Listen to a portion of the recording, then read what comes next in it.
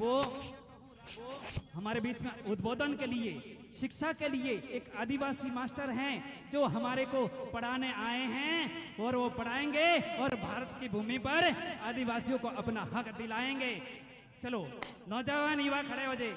यारो फूली बरसाओ मेरे राजकुमार आए हैं, मेरे मेहमान आए हैं। बहारों फूली बरसाओ मेरे राजकुमार आए हैं, मेरे मेहमान आए हैं। यारो रंग बरसाओ मेरे मेहमान आए हैं, आदिवासियों के राजा आए हैं। जय जुआ।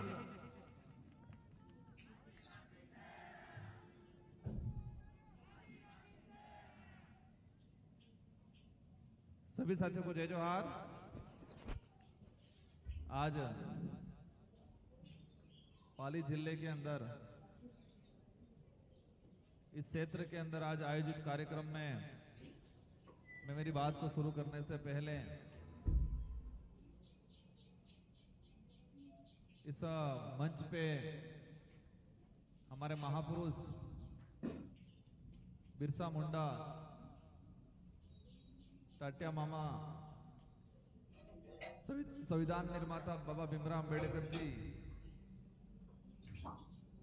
महाराणा प्रताप के साथ कंधे से कंधा मिला के लड़ने वाले भील राजा राणा पूजा भील, इनको नमन करते हुए इस पंडाल में विराजमान बड़े बुजुर्ग, साथ ही स्थानीय सरपंच साहब, उप सरपंच साहब, पड़ोसी ग्राम पंचायत के सरपंच साहब, युवा साथी, पत्रकार बंधु और हमारी माता बहनें, आप सबको मेरी ओर से तहदिल से धन्यवाद। जय जोहार। कार्यक्रम अपने रखा था 1 बजे के आसपास और आप 11-12 बजे से इंतजार कर रहे हो और अभी लगभग 6 बजने आई। इसके बावजूद भी आप सभी डट के रहे, इसके लिए पुनः आप सबको दिल से धन्यवाद देना चाहूंगा। आपको पता है न मैं यहाँ का स्थानीय सांसद हूं, न यहाँ का स्थानीय विधायक हूं। आप सबको ये भी पता है कि मैं यहाँ का आपका न हेडपंप या न आपका रोड करा पाऊंगा। इसके बावजूद भी आप दिल से मेरा स्वागत किया। आपके अंदर एक प्रेम जगह है, एक स्नेह जगह है और मुझे भी पता है मैं यहाँ का सांसद नहीं हूं, फिर भी मैं आपके लिए आया और आपको भी पता है कि मैं यहाँ नहीं कर पाऊंगा, फिर भी आपने मेरा स्वागत किया और दिल से स्वागत किया, इसलिए धन्यवाद। तो फिर राज क्या है, ये कनेक्शन क्या है? मेरे अंदर एक सामाजिक भावना है और सामाजिक भावना आने के बाद मुझे उस काबिल बनाया। 84 की जनता ने, मेरी विधानसभा है 84, 2 बार मुझे विधायक बनाया और तीसरी बार बांसवाड़ा डूंगरपुर की जनता ने मेरे को सांसद बनाया।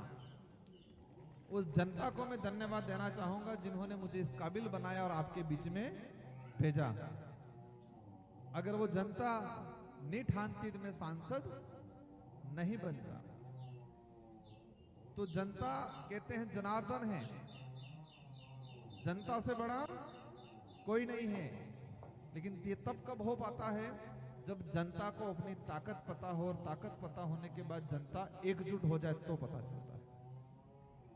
साथियों,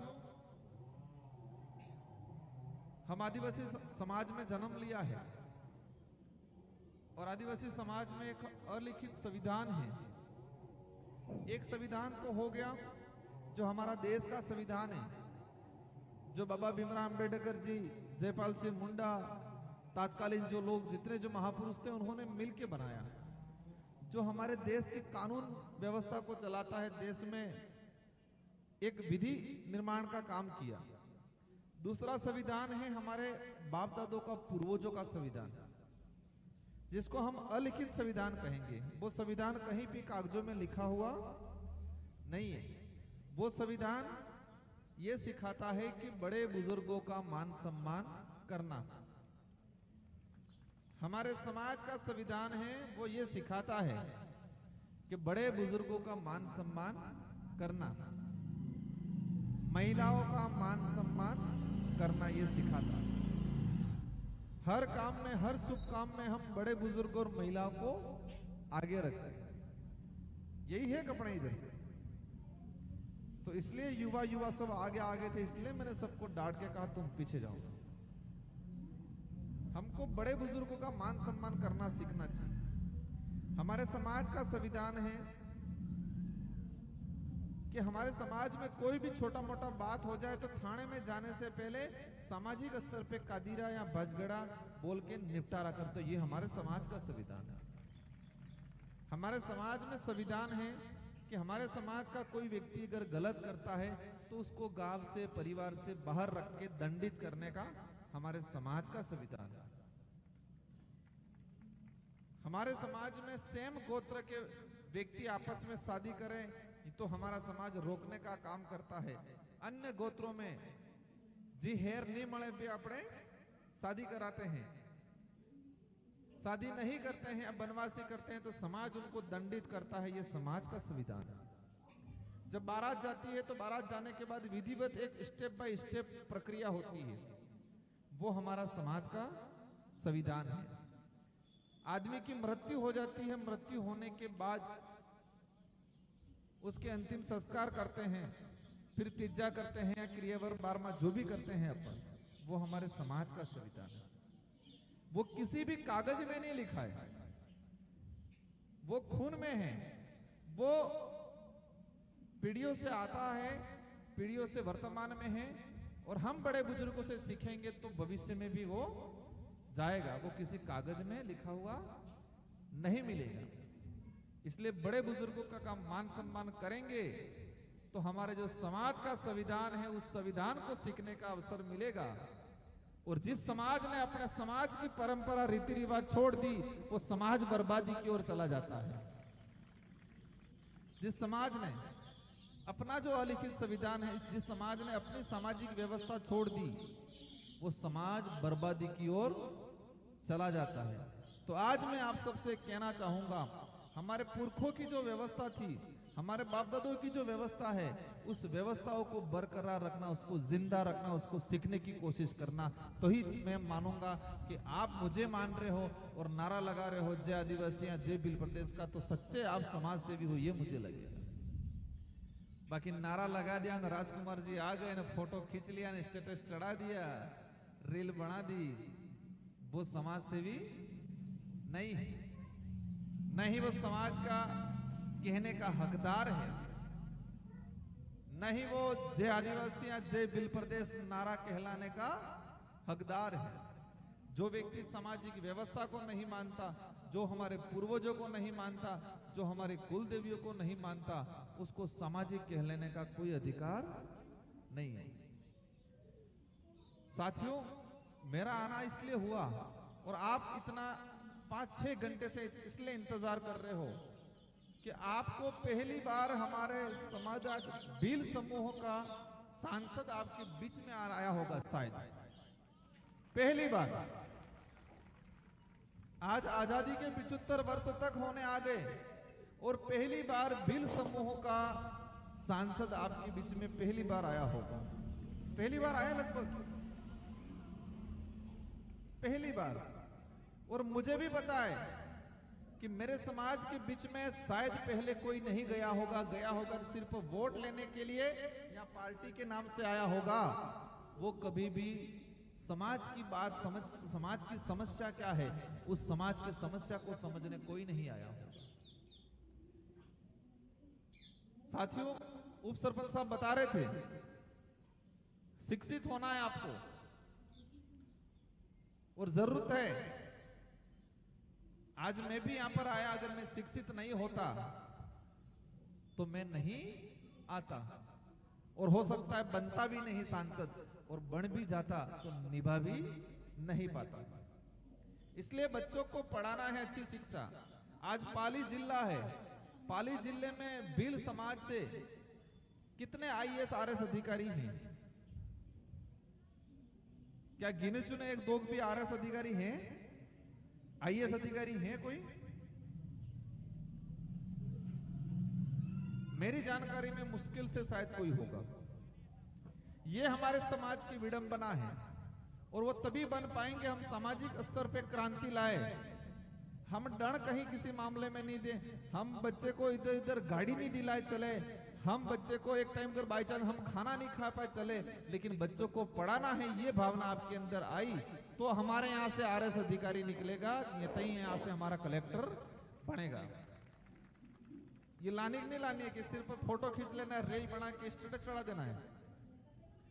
एक ये दिमाग में रखो कि मैं नहीं पढ़ा चल जाएगा या मैं नहीं पढ़ा तो चल गया, लेकिन मेरा बच्चा जरूर पढ़ना चाहिए, ये भावना आपके दिमाग में रखो। और महिला इसमें विशेषकर कम है यहाँ पंडाल में, बेचारी हमारी 10-15 महिला हैं और इतने भाइयों के बीच में महिलाओं को ढकल के ठेठ पीछे खड़ा कर रखा है तुमने, हैं? कर रखा कि नहीं कर रखा? क्या ये समाज सिखाता है? ये हमारे समाज में कोई भी शुभ काम में महिला को आगे करते कि नहीं करते? मैं आया तिलक करवाना था तो महिलाओं को बुला लिया, फिर कह दिया तुम तो पीछे हो जाओ, ये नहीं जमेगा। और एक चीज दिमाग में रखना, आदमी कितना व्यवहारिक है उससे बच्चा अनुसरण नहीं करता है, महिला से अनुसरण करता है। आप अपने बच्चों को समय मां दे पाती है समय ज्यादा कि पिता दे पाता है? कौन देता है? संस्कार मां देती है कि पिता देता है? पिता तो कमाने चला गया, आया 1-2 महीने। मेरा भी एक छोटा बच्चा है, मैं महीने में मुश्किल से 1 या 2 दिन पास में रह पाता हूं। तो माताएं जब ठानेगी कि मेरा बच्चा टाइम स्कूल जाए, टाइम खाना खाए, कहीं नशा पत्ता नहीं करे, कहीं गलत काम नहीं करे, कहीं बाइक राइडिंग नहीं करे, ये माताएं ध्यान रखेगी, आपसे ध्यान नहीं हो पाएगा।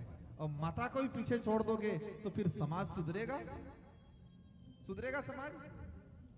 हम महिलाओं को ही नहीं बताएंगे तो आप सुधर पाओगे? आप सुधर पाओगे लेकिन बच्चे को नहीं सुधार पाओगे। इसलिए मैं चाहूंगा पाली जिले के अंदर एक सामाजिक क्रांति आए। सामाजिक क्रांति ये आए कि गांव वाइज हमारी जो कुरीतियां है, हमारा कोई नशा पत्ता कर रहा है, हमारे कोई गलत काम हरकतें कर रहे हैं, वहां पर रोक लगाए और रोक लगा के दरवाजा खोलो पढ़ाई का, उसको स्कूल भेजो, कोचिंग सेंटर अपने छोटे मोटे खोलो। एक हॉस्टल का मेरे पास आया है आवेदन, लेकिन मैं आपको आश्वस्त करता हूं कहीं न कहीं से आपको कुछ न कुछ मदद जरूर कराऊंगा मैं कमरों की। लेकिन कमरे बना दिए अपने अंदर भावना नहीं जगी तो बच्चा जाएगा नहीं तो पढ़ेगा क्या? हमें क्रांति लानी है पाली जिले के अंदर, इस क्षेत्र के अंदर, कि आने वाले आज हम खेती तैयार करेंगे, आज बीज तैयार करेंगे, उसको पानी डालेंगे, उसको खाद देंगे और आने वाले 10 साल बाद यहीं से हमारा आईएएस निकलेगा, आरएस अधिकारी निकलेगा, डॉक्टर निकलेगा। ये ठानना पड़ेगा।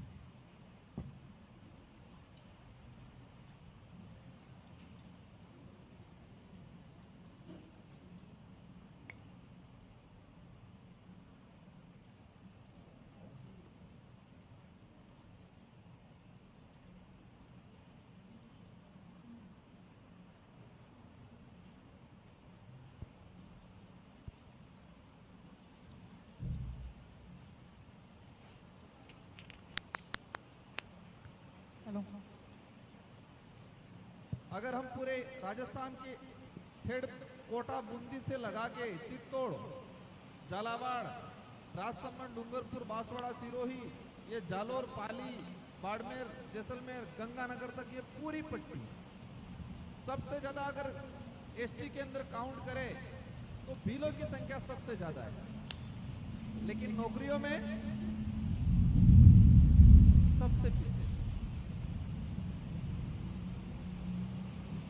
फिर कोई कह देगा ये मीणा खा गई, कहते नहीं कहते? हमें किसी भी समुदाय से न दुश्मनी रखनी है, हमको हमारा कर्म करना है। मीणा समुदाय दिल्ली और जयपुर के नजदीक रहा, उनको सुविधा मिली, वो आगे बढ़ा। मैंने देखा है वो फालतू दतंगों में नहीं मिलेंगे,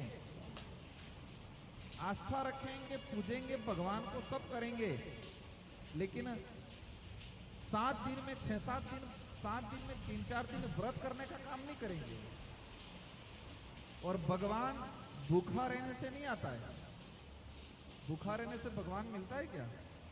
तो सुरमाल महाराज, मामजी महाराज की हम भक्ति करते हैं तो हमारे गुरु कह गए कि भूखू भजन नहीं था, मतलब भूखा था, भजन भी मत करना, ये कह गए। भजन मंडली करते हैं क्या?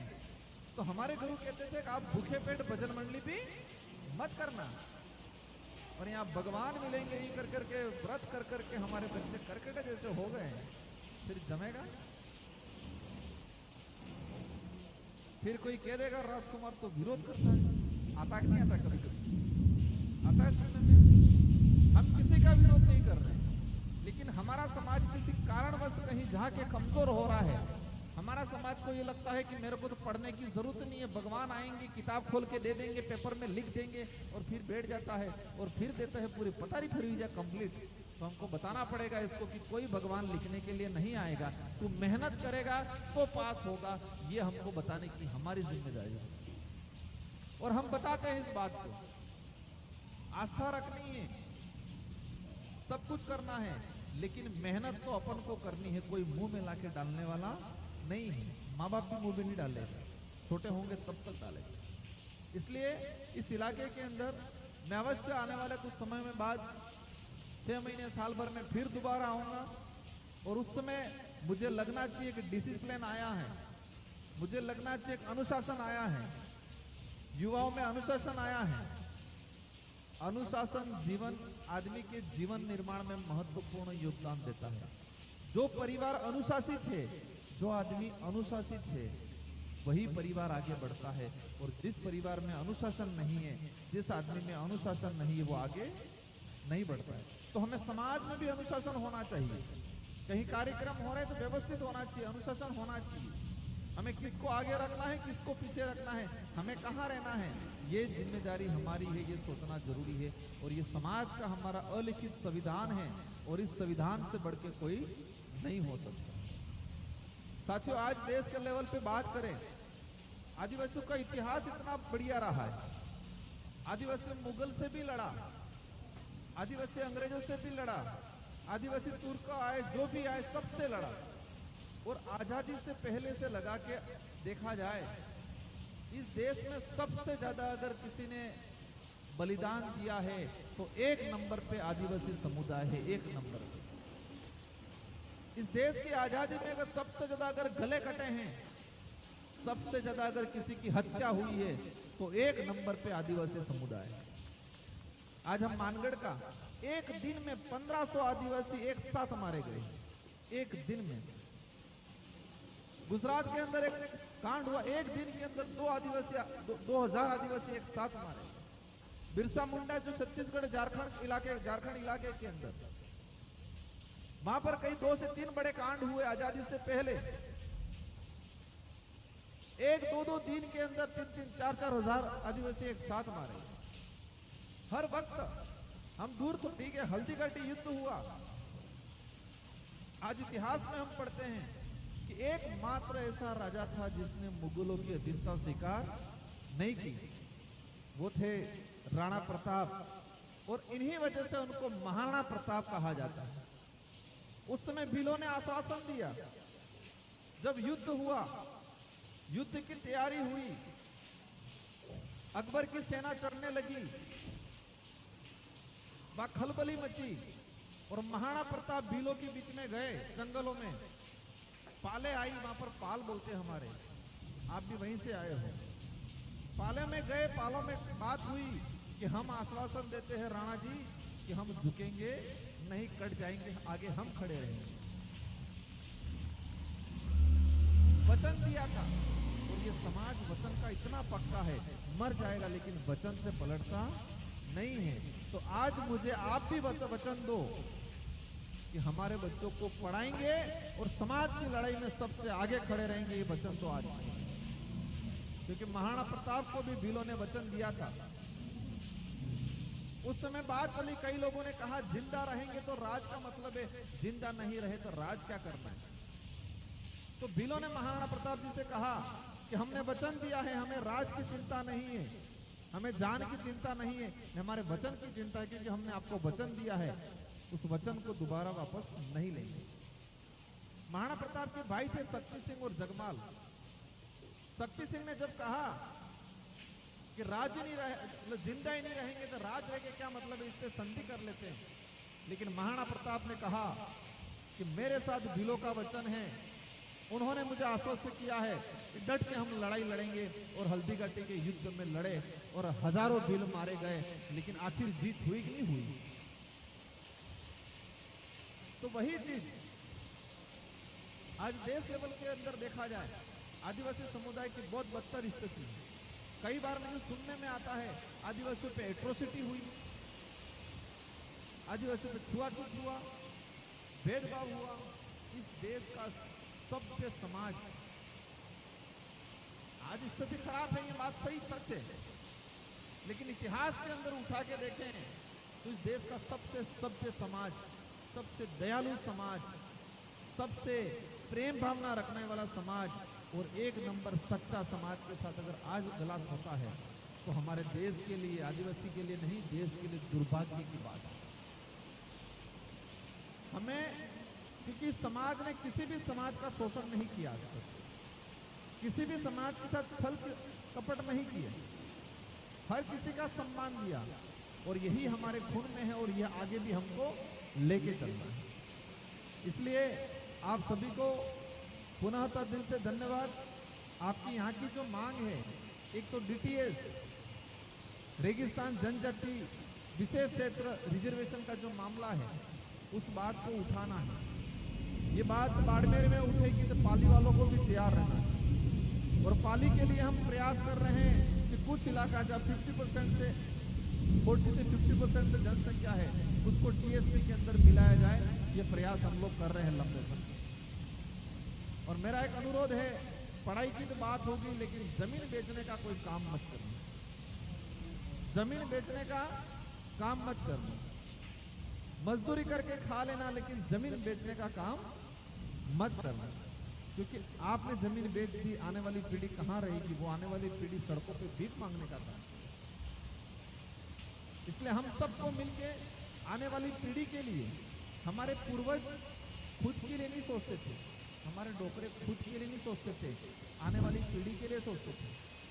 तो इतने जितने बुजुर्ग बैठे उनको भी कह रहा हूं, पार्टी यहां पर कोई भी हो आपकी, मुझे नहीं मतलब, कांग्रेस हो या बीजेपी हो, लेकिन खुद के लिए कुछ मिल जाए यूं करके मत सोचना।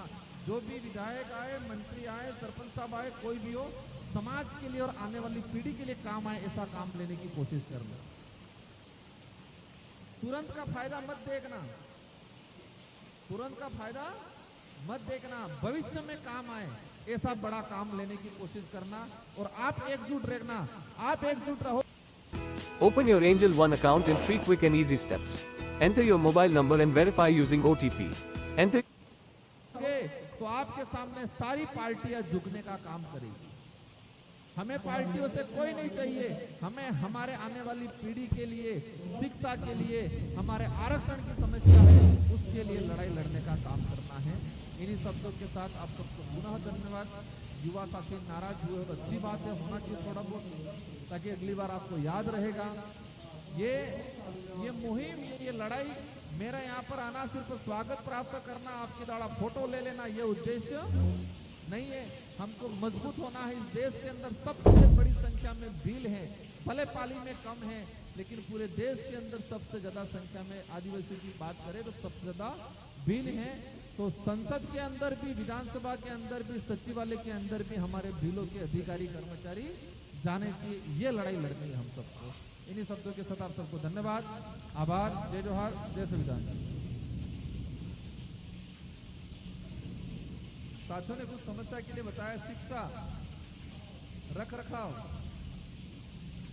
है समस्या बहुत सारी। सरकार ने पॉलिसी ऐसी बनाई है कि 6 साल का बच्चा होगा तो ही पहली क्लास में एडमिशन हो। ये पॉलिसी इसलिए बनाई है ताकि गरीब व्यक्ति पढ़ नहीं पाए। गरीब व्यक्ति जाएगा फिर प्राइवेट, अमीर व्यक्ति जाएगा प्राइवेट में।